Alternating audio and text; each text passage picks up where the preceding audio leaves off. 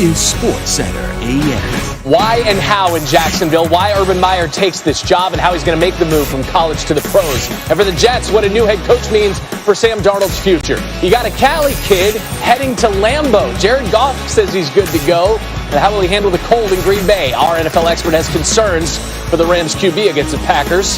And while the Rockets may be better without James Harden. And when can we expect to see the Beards' Brooklyn debut on SportsCenter AM? Mike Miller always said I'm a cookie monster, and I'm going to steal that from him, so I'm a cookie monster. You know, Urban, as you sit here now, do you believe you will not coach again? I believe I will not coach again. From that to coaching news, this just into SportsCenter. According to our Diana Rossini, the Atlanta Falcons have offered Arthur Smith their head coaching job, coming by way of the Tennessee Titans, where he was the offensive coordinator at the helm of an attack that ranked fourth in the league in scoring during the regular season, averaging 30.7 points per game. Smith, 38 years old, will replace Dan Quinn. Hey, congratulations. You made it to the pre-kend. It's a lifestyle. SportsCenter AM, Nicole Briscoe and Randy Scott. Happy to get this Friday started with you. And we start with a fresh start for the Rockets. Who said that team couldn't be fixed? Oh, it was James Harden.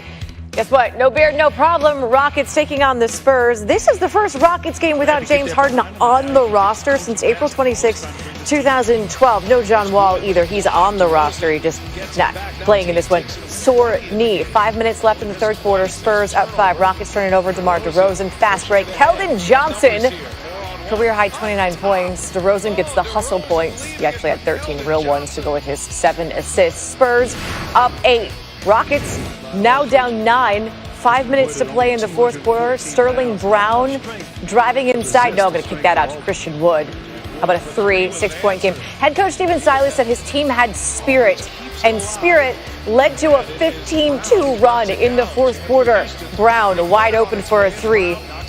Rockets pull within 3. 3 minutes to play now. Rockets down 3 still. Wood going to get the block.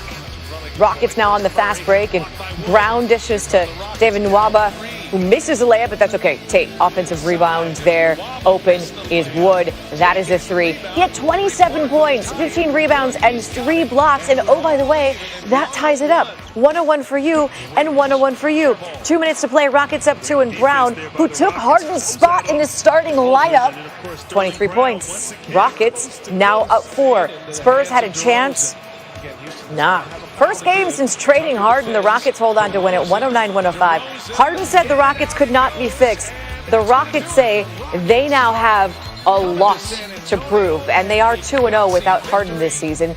It's 2-6 when he played with the team. Obviously, there's lots of time now to explore the life without Harden portion of the program and perhaps some money to figure out how to best bolster the crew that they've got there now, because the 9 players available in that game against the Spurs, their salaries combined for about $35 million, which is $6 million shy of what Harden alone is making this season. Coming up, the question is now, when will we see James Harden with his new team? We've got a new timeline for you this morning. Let's ahead on SportsCenter AM. We got an epic one-on-one battle here. Golden State and Denver, a.k.a. Steph Curry against the Cookie Monster. We'll explain. Nikola Jokic coming in, averaging a triple-double on the season, and D is for dunking upon this rookie. Was it a dunk, though? It's Nikola Jokic working on James Wiseman baseline. The bench says it was. Was it just sort of like a lay-in? His fingers are on the rim. Either way, it worked. James Wiseman did have 18 points, but he's making the highlight for all the wrong reasons. Steph Curry would darn near double those 18 points, though. Off a screen, Steph, a triple. Warriors cut the deficit to just 8, but this 3 here in a 10-point game is ridiculous. The range. Mike Malone, the Nuggets head coach, said, listen, when he makes his shots, don't look over at me and say I played good defense when you didn't. Steph, the range is crazy at 29 after 3 quarters in the fourth. It's Jokic double teamed. He's able to find Will Barton. Oh, nice. Dad bod God is sharing the basketball. The Nuggets back up 11. Mike Malone said, I think he's definitely in the MVP conversation. The impact he's had every single night. Jokic to a streaking Monte Morris. That gives him another triple-double. That was his 10th assist. Jokic padding that and then getting his own bucket. 23 points, 14 boards, and those 10 dimes. Nuggets win. Now, Jokic, explain the nickname. Mike Miller always said I'm a cookie monster, and I'm going to steal that from him, so I'm a cookie monster. Maybe I'm not that good defensively, but I'm a cookie monster. Sharp dresser, that Cookie How Monster. do we explain the facial hair situation that's happening there? It's a new entry into the nickname pantheon. Cookie Monster, Big Honey, Dad Bod God. Urban Meyer, we'll get to you in just a moment. Hold tight. You selfish, headline-grabbing head coach in Northeast Florida. But Jokic, meanwhile, 46th career triple-double. That ties LeBron James for the 8th most in NBA history. Urban, as you sit here now, do you believe you will not coach again? I believe I will not coach again. Are you fairly certain? Certain, yes. Never is a very big word. What are the chances we'll never see you lead another team out of a tunnel? I don't believe that's going to happen. I'm going to enjoy it tonight. I don't believe I'm going to coach again. Unless, of course, he changes his mind again. Urban Meyer is the new head coach of the Jacksonville Jaguars, and despite the Jags owner interviewing as many as 4 other candidates, it appears as though Meyer, if he wanted the job, it was his. Well, he wants it. Meyer has spent the last couple of years away from coaching. He stepped away from Ohio State back in 2018. At the time, he said it was due to health concerns. You may also remember Ohio State had placed Meyer on paid administrative leave pending the investigation into whether or not Meyer knew about the domestic abuse allegations involving his former assistant coach, Zach Smith, and Smith's now ex-wife, Courtney Smith. Meyer now takes over in Jacksonville for Doug Marrone, who lost the final 15 games of the season, but won the right to pick Trevor Lawrence first overall in the upcoming NFL draft. Something Meyer says is an opportunity. Quote, with strong support from ownership, the Jaguars are well positioned to become competitive.